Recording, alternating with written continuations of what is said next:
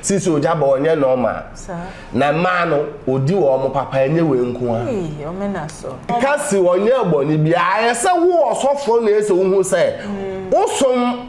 enchire wo sa enti Satan go away from me or the confirm no chisi na sorry dem odidi na tem omunyi na insuo honhom frama honhom na aka bom no mu tua ne ka na nanim guase a ebeba no wemposa enti Kristo ni de na wutiete Jesus anamu mu de enka wo yire prophet Ogyaba wo yire ba ko a wawa ni nka ye de tena ne ho sana apam foforo eka o hyede na wusu na camera to so na ehu so Ogyaba hyede mu tugu nyame so aya wo hwe kuma wood movie so ya actor or the actor no na aba so le dem wo to make us Jesus be say ni momu osofo Kristo ni betumi aware mi ensam sisi amama yehu say Kristo som na ye ka say yes scam no sisi amama yehu yes scam business no so a apo na mobo obi enu ho beba ne ho beto no unsa nipa bi ayare da untutu nipa bi why no solve the problem bra but unse Ogyaba na sorry na enche begu enti no aware dodo eye esikafo agudi ohunso ya amenko ho oye be ma na oye lazy amenko ho I was for celebrate the near trendy e social media no so e fa prophet Ogyaba ene ne side check ho ensemsem ene yatena se ye be ka ho ensem na je say eye kasi lady e be kasa ye no nam so ama prophet Ogyaba so e be keka ensem bi che say e man nsem o be ka e krampo na bi a o se sebi ono onye mpampuro che say osofo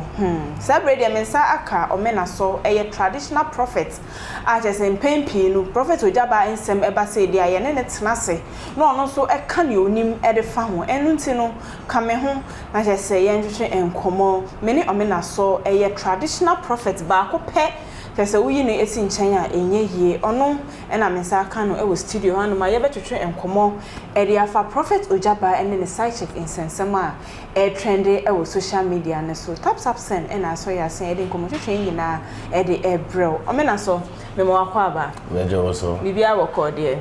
me ho de se kru ni abakan ye share ya chepa ho so ayefe ma contact show yi me da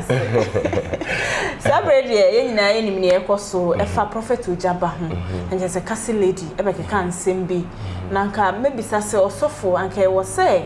obe reply na say anka obe so eni akasi e kan ye no yes okay abusia meda obibia ase ama obibia akwa aba se mo to me di mo fidie na to Adepa TV mo hwe Adepa TV there the whole day who what so okay that's super mama traditional prophet me ye benfo anka me be yidin be yeti ehia bua sir esa me ti asem ahia me bua so me ameti hey me ameti hey me ye traditional prophet me ye obi a nyame somo ananyame adwuma na me ye no ye nana no mo kwan a na mo fa so e de ye nyame adwuma no sa kwan no so na me nam ye kan ye nananom na ho na meka Moses mo Abraham mo Ch0p mo Elijah mo so ati ase Samuel mo Saul mo na Christopher no say apam foforo aba Jesus Christ abanti no apam dada na ye dey atwam na apam dada nso e kire say wo ye osofo wo ye doctor wo ye hwan o we say we ye bema nko ade sanyame ye wadom na wonya sika first no kra na ye mfuo kokko afuo no wo mbefuo owo burobe owo mponche owo nantwie enti say wo sa ahonyade we nyina you have to get queens ahima anka say queen no say queens yes I say wonya queens ahema okay unya aboafo na sa aboafo no on say yes behind every successful man there is a woman and if you are a man and you want to be more successful you have to get women some ba kumpo be more successful imagine 5 and now 4 to be successful. How? Come on. You see, imagine how successful you be. Until no time no Abraham money Ch0p money ade no. Omunya ne ye nananom no. Omu owo abefuo, oye kokoefuo ka ho a. Eso onye oba one ne beye sefuo no. Osanye bi ka ho a. Na chese aduane wo ho. Ekomu ndi obi a. Asema mi ka wo Exodus 21 verse 10. Okay. Wose se wo ware ba ko kan wo yire ho a. Emfa aduane nkame no, emfa ntoma nkame no. Enye se waware second wife unti na obema ekoma the first wife and now bet in the Ch0p money so. Enti no aware dodo eye esikafo agudi. Ohonso ya amenko ho. Oye bema na oye lazy amenko ho. Na apamfoforo aba beka se sa niema ni nyina aye dey. Etwam Paul say inka bema mpo show ade de say o say inka bema mpo ebeya inka men ware bi kura na emum akono nti ware baako. Okay. Paul ne kan enti Kristo ni de na wutiete Jesus anamu mu de enka wo yire prophet Ogyaba wo yire baako a waware ni inka ye dey tena ne ho sana apamfoforo eka me pa cho de American no what ya say enka tena ne ho esan say eyeye na mo frɛ ya abosomfo no mo frɛ ya akonfo no mo frɛ ya abonsamfo no eyeye ne ye wo ho kwan say ye ware mienu ware miensa ware enan say ye betumi ahwɛ wo mo nko a na koba say ye no ane say na ame ye toto ne say a na hye ya aboro so ma osofo a utumi gina wa so dem o preach adwamammo obi kura bo adwaman wo wa so dem a utu nipa ne ye dey esan sana ni nyina na wudi gas no chorus leader obi otonyo mama na nya ono nkwa na odi no aso dem o na se ho me nkwala ho me nkofo me won nkofo ho no boys e wo na asore ho ent information ne de se ma be ka na apa ye wo information e wo asofo bebre hu Jamaica so what say odi gas no enkanya boni o but my mo ho chinchin krife na Paul so aka aya quotation o mo de twom ho asem aya o mo de twom ho say yes oba beja be ma beja ne na eni neja ho na ode ne ho akobo oba na o ma ye ho namba akonti Bible na nka say yere no ode ne ho baka akobo ma na yes oba yere me pa cho minyawa menyayere minya sister we ya menyayere so what I say yes be ma o ware oba employment o employ oba into your company no watua ne ka onu no be chance edibia na afọ wabewo ne counterpart no ma be kan ho no mu deal sika left and right ne ya katua me pa cho de me kan what I say enti Ogyaba nanim na egu ase sa enim gu ase nanim agu ase se Kristo ni mapa my nyamesom complicated and kan nyamesom a simple thing aye akumem do unia se wo ho unia ni bi na wo obi ama ni bi wanya ama unia no wanya ama nyame na nyame a wo fa woni hu no wo se wo do no na ni unia ne ne te na wo betan no na wonim nyame unim nyame enti se wonya sika se ne ono anam na nim na egu ase na wa hyeda na on se nka se oye kom no tra ne baby dwe no ho be kasa be cheche wa be kansem bebre and again no and am pa me na twempena wa accept me na twempena na me no twempena me yentabo and am etumi aware me ensa o Bible no apam foforo hefa na kire se osofo Kristo ni betumi aware me ensa sisi amama yehu se a Kristo som na ye ka se yes scam no sisi amama yehu yes scam ye business no so a apo na mobo obi enu ho beba ne ho beto no unsa nipa bi ayare da untutu nipa bi why no wasolve ni problem bra e bia no wasolve go for problem Ogyaba solve obi a problem me to Ogyaba challenge sir o say na again Casio sa hwan no Ogyaba na anu mutom o say na Casi e wo fibroid e na o de o ma Casi sika se on fa hospital fibroid me ba we na 10 months ho konkonu betumi asa fibroid no Ogyaba wo so wo Jesus wo se wo aben wo tumi say fibroid no hospital yare a wo be kone aye surgery ana ma me nka asem nchiro empaibo nsa yare enti now no se sa na wo ka de a empaibo sa yare ba e bia ono no nim say bia fibroid no e bia surgery na betimi ama fibroid na kwai me pa cho wo se empaibo sa yare na fibroid no de nya yare we yare good empaibo nsa yare ma me nka asem nchiro se even menstrual pains e ka no ho na wan kope ho akade na nachiwade ankama na anjojo na wo de kwatena sofo nche Ogyaba nche de nsa gu su ya here baba ni no mo Jesus a wa ya se ba hwewa na wo Ogyaba nko edi no abo so Ogyaba asem eze ayi obofo na ne nam ho apaso efi abadi edi asama abai me kaye se ebesi Ogyaba me ba be chechire no wa ha oso satama last year 2024 June 21st June o say Abraham be moshi ase obema Abraham be moshi abodam no se me bae e ba be chechire no be ye enema wa ha mo no momu bodam and say e beka say o na why am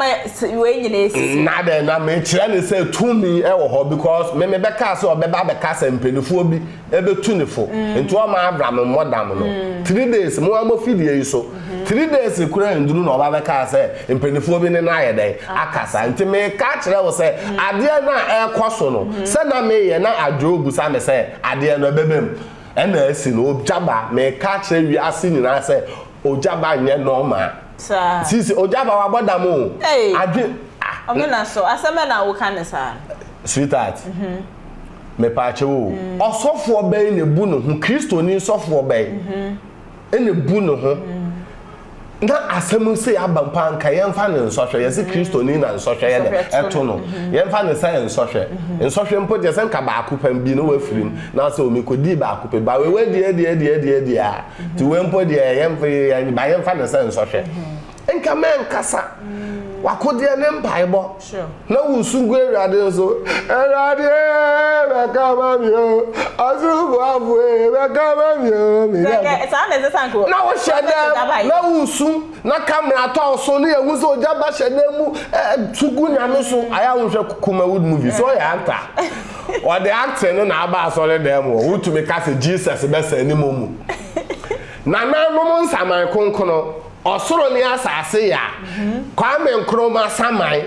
konfo anoche o de konfo anoche si na so dem odidi na tem omunyi na insuo honhom frama honhom na aka bom no mu tua ne ka na nanim guase a ebeba no wempo sa me ka sama kire o sa me say se mo ba ko back akohwe me video na me beye niema de kotre aboso na kotre ene Florida water ene snap ne ade ba ha ebe ye niema ne minyankopɔ kasa se me kyekere Ogyaba adwe bomoja gu na adwe ho sisi Ogyaba onye normal na ma no odi wo mo papa enye we nko a omena so the kinesis youth leader youth a man chorus leaders church members one to say the video bi was say Cassie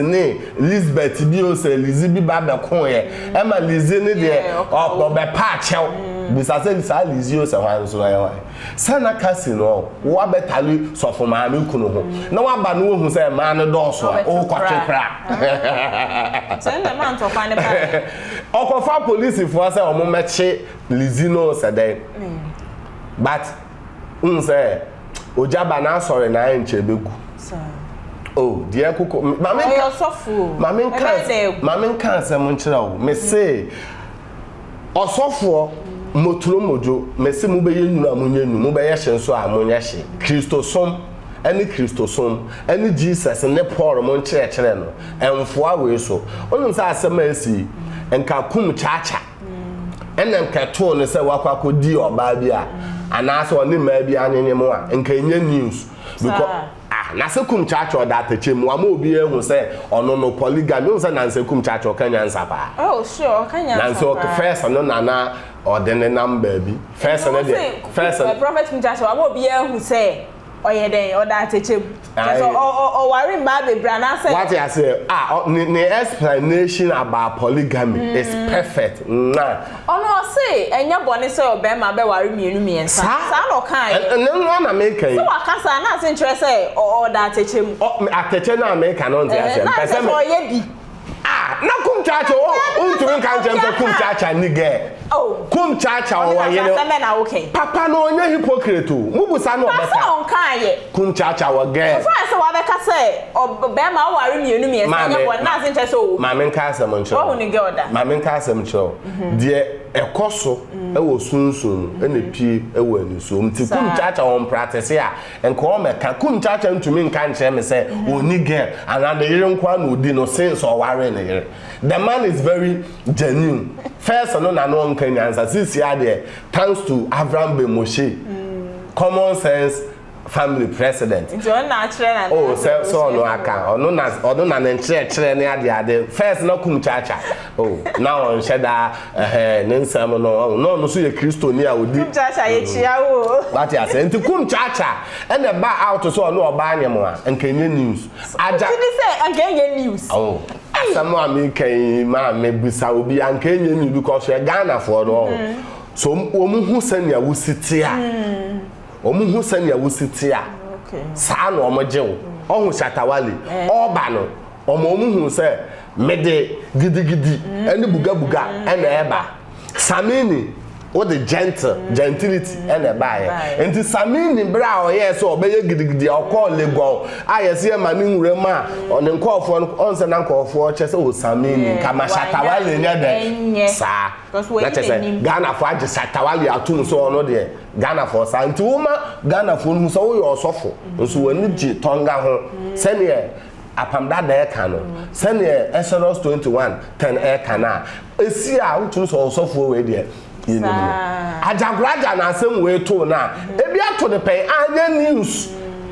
baso no si ye say ntwanton so enna me chese still na anya news nti ne ka say ntwanton so no on say Ogyaba de on say on meka sai kra na nkofo nim say osofo word no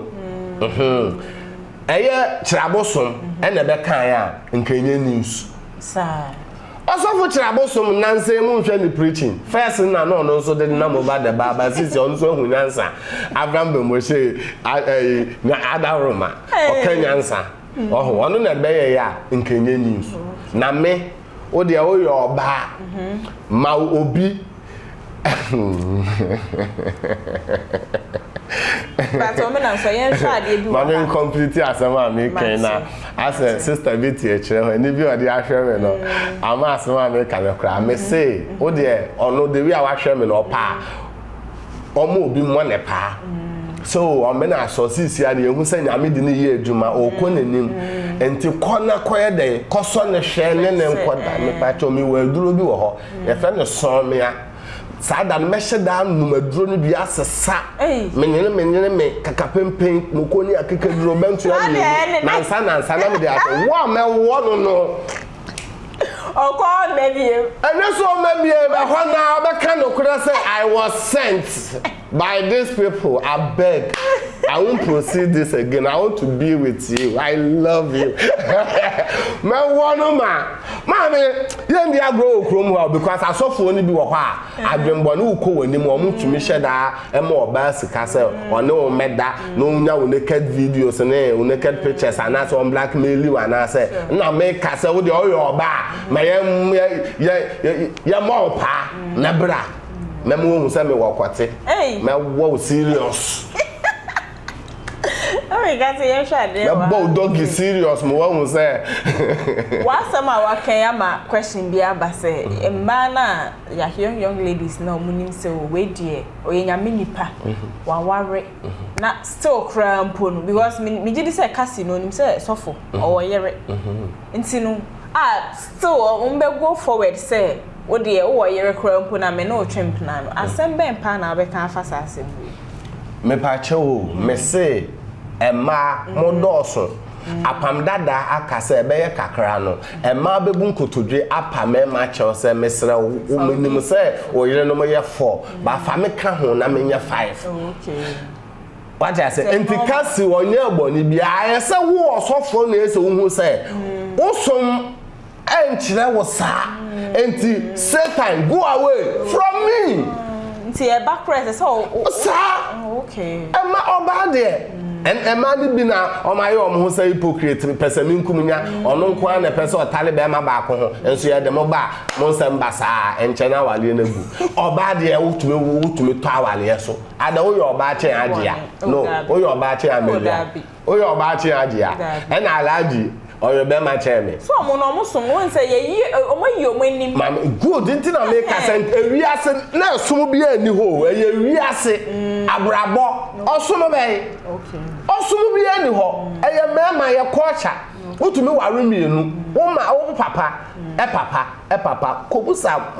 mabusia na ahase ana mabusia no kobusa awale dodo wo mu bebre so first ne die what I say awale dodo wo mu bebre so omo frɛ me traditional prophet me say and as am ketwa nkofo amu no kre no nti de bia no me hode anipa bu ho ko me tumi no to nche asa wo ba na wo problem me tumi ansolve ama wa me ma 10,000 Ghana cedis me sa bodam for yare wa bodam a me de 1 minute me de be sa yare nti no me hode adadi ne poso o pa HIV AIDS obi enya AIDS afa ne bra obi twa ekere fa ne bra na hade so ati ase ye de na nya here baba eye practicals nti Ogyaba oni hwe nti no kasi de onye bone ono de wa onu po se kumcha yi de be dia no kumcha cha prophet Ogyaba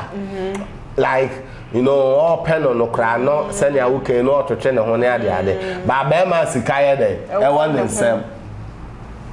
ba ma sika won nsem okay o ye de o di sika no e kone na e no ba no be ye de e be fall ye but the issue is prophet Ogyaba uye Kristo ni Kristofo me pa cho mo na mo se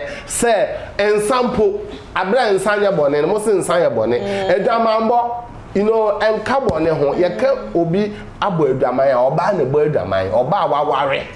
en obo adwaman tun ware ye de ye normal da bi on ware ye wa wotwe Jamaica what you say nine unya sunsun sanso no so ye wa wode a okay ba wo ware na ma be ma foforo no koda ye adwaman bo be ma mo adwaman na mom no si Kristo mpe Kristo wujia wa so dem adwaman ye ebi mu kra bo bi me wa bo ma san Kristo ni de bia wo betena radio ni TV so a Abraham be Moshe a ne madoso ne yire no ne gas doso yi ajagraja mo ne wo betwa bo wo mo Jamaica what I say ne ba ne say na sa na udi gas no e wa so dem wo osofo sa wo re wo mo udi in the name of Jesus in the name of Jesus is sending momu me wura wo dem pass left cardboard no odropo no e hye konem ho bed sheet ni wo de sa na sa wo re wo mo enti ama ne sofo ketua bi owo dun kwa wo no fe ye friend prophet success eje ama onu su usua no mate so onu su dun kwa ho no na sori ma no dia no wodi wo mo ho your friend prophet saseseje owodun ko no fe Ogyaba akwala ano no mate so ono so ne nsore ma no dia no odi wo mo ewodun ko no fe wo no ono so me ma circle land no me was spices so ba bia ye benya mo mo information na ba so dia ye beka nti wo be yenu na yenunu wo be ye hye so a ye hye munjai polygamy no e ma ye na mo frɛ ya konfo ne abonsamfo no ye mom ne ye nyame edwuma na mom no wo ye be ma na oni sika amen de menko Abusia for celebrate the traditional prophet omenaso ene ne twetwe nkomo ene fan sama hodo a ekoso social media no efa prophet Ogyaba ene ne side check lady Kasi waka nsem bebre onso baso a fa wade ntwere eto ase share ne nkoto afofo sese ne obi ase betimi aka video bi tap send ene so ya se ne ne traditional prophet etina ase ne ene nkomo twetwe nyina edebre ose so wa mono na send sika de abanka na fa mobile money bank account no ane say obeko app store na say play store o download tap se be sa promo code no Wadpa TV e de aso ne acho bonus e de aka wa so ebusia fa ha na ede nkomo twetwe ni nyina ebesi na hese midinji abna owusu amofa mene omenaso the traditional prophet ene betwetwe enkomo ede ma makram ye besan ehia ebi Mr. Mankwa me offer was a ni sika ba ne de awie ni project no eso de bia me offer sika ma ne wo problem enemre mu na monte tap send nka no so ne de tap send ye easy fast and secured way ubetimi send sika free amanone aba Ghana bank account and as a mobile money account untia transfer fee bia sa a obaye ne say kire ne se won ko App Store na Play Store on download the tap send app no or download ya ebebusa nso promo code o ma de pet TV nshim obenya €5 £5 and answer $10 on his first transfer ene me kwa akofre na ka akire tabi minyanwie esanse tap send at the good news aba tap send the dwene ne customers wonti or the tap send wallet aba no obey ne say so your customer wo UK sisia ubetimi akọ tap send app no no create wallet wo so